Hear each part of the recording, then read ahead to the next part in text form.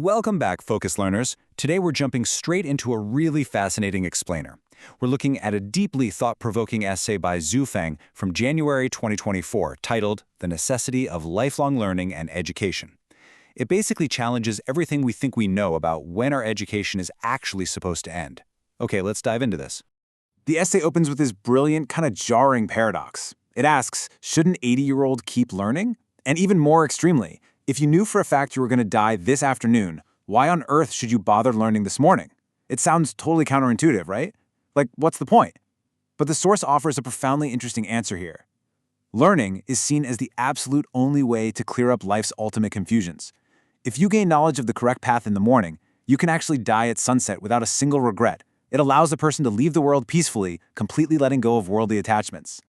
To really unpack this philosophy, we're going to trace the author's framework chronologically. We'll start with the lifelong classroom, then look at the flawed models of childhood, surviving versus being human, the syllabus of life, and finally, the ultimate guides. Section 1. The lifelong classroom. The idea here is that we are, essentially, still just children. The author's core premise here is incredibly humbling. Zhu Feng argues that because the journey of life is just so vast and sprawling, even at 80 years old, a person is still just a child on that journey. But what actually happens if we decide, you know what, I'm done learning? The text issues a really strong warning about this, defining this halt as a fixed trajectory. This is described as a state of continuous troubles, pains, and resentments that lock in the exact moment you stop learning. The argument is that as long as you're breathing and your mind is clear, learning must absolutely never stop. Otherwise, you freeze your path and pretty much guarantee your own suffering. And this brilliantly illustrates a really interesting personal reflection from the author on how we spend our time. I mean, we often think doing absolutely nothing is the ultimate goal, right? The dream. But the author claims pure enjoyment actually breeds regret and pain. Instead, true joy, uncovering the truth, and keeping an open mind, those things are only found through continuous creation and learning. True satisfaction, according to the text, actively requires us to just keep pushing forward. Moving on to Section 2. The flawed molds of childhood. Let's look at the root of this ignorance. So why are we so ignorant in the first place? Think about the people you admire most in the world. The essay makes a rather bold, totally universal claim right here. It asserts that everyone, and we're talking global presidents, billionaires, celebrated scholars, brilliant professors, every single one of them is fundamentally flawed. According to the text, none of these highly successful people possessed a true, perfect understanding of what the author capitalizes as life.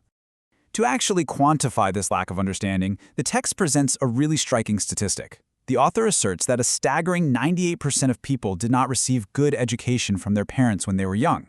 And because of this massive educational gap in the home, 98% of the population is described by the author as being fundamentally underdeveloped. The essay uses this powerful, vivid metaphor to explain how this actually happens. It states, parents are like molds. Defective molds pour out products branded with their own defects. Think about that for a second. It's like a manufacturing line. The author argues that parents' flawed worldviews, their neglect, or just their lack of guidance act as a defective mold, and this directly shapes their children into products carrying those exact same underdeveloped values. Because of these defective molds, we end up inheriting some incredibly tough traits. We're talking willfulness, stubbornness, selfishness, short-sightedness, and narrow-mindedness. The source warns that this ingrained character, stuff that's shaped by that early cultural environment at home, is incredibly difficult to correct, even over an entire lifetime. Which brings us to Section 3, surviving versus being human. Let's talk about systemic failures.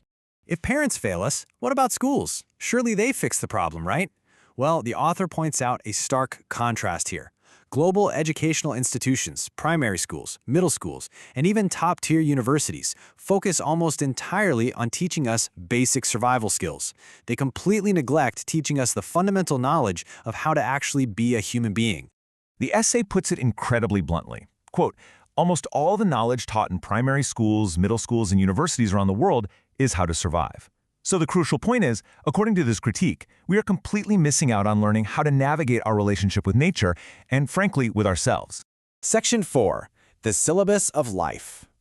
If the traditional routes fail, what is the actual curriculum? If traditional avenues fail us, here's what we're actually supposed to be learning. The author lays out a specific chronological syllabus. During adolescence, we absorb knowledge. In youth, we practice skills. In middle age, we study philosophy. And finally, in old age, we seek the Tao. Let's move to and see how this builds. It's a beautiful ascending path from basic mechanics all the way up to ultimate spiritual wisdom. Now for the final part, Section 5, the ultimate guides. Who's actually responsible for executing this education? So, who actually teaches this lifelong syllabus? The author outlines a clear progression. We start off with parents and teachers, we eventually graduate to craftsmen and masters, and maybe, if we're lucky, we even learn from human saints. But there's a pretty big catch here. Because they are human, even the greatest masters and saints have biases. They have subjectivity. So they can't offer a perfect ultimate sublimation of the body, mind, and spirit. Now, what's really interesting about this slide is where the author points us next.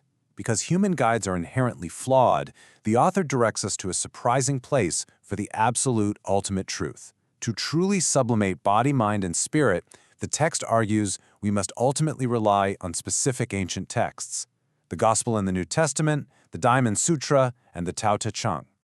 To summarize the core message of this whole explainer, we can look directly to the author's own concluding thought. In short, life is not easy, and one should use a lifetime to learn and receive education. It is a powerful, highly sincere reminder of the relentless, absolutely necessary pursuit of growth. Which leaves us with a final, kind of provocative question for you. What stage of the syllabus are you currently in? Are you acquiring knowledge, practicing skills, studying philosophy, or learning Tao? Take a moment today to really reflect on your own lifelong learning journey. Thanks so much for joining me for this explainer. Keep learning, and I'll catch you next time.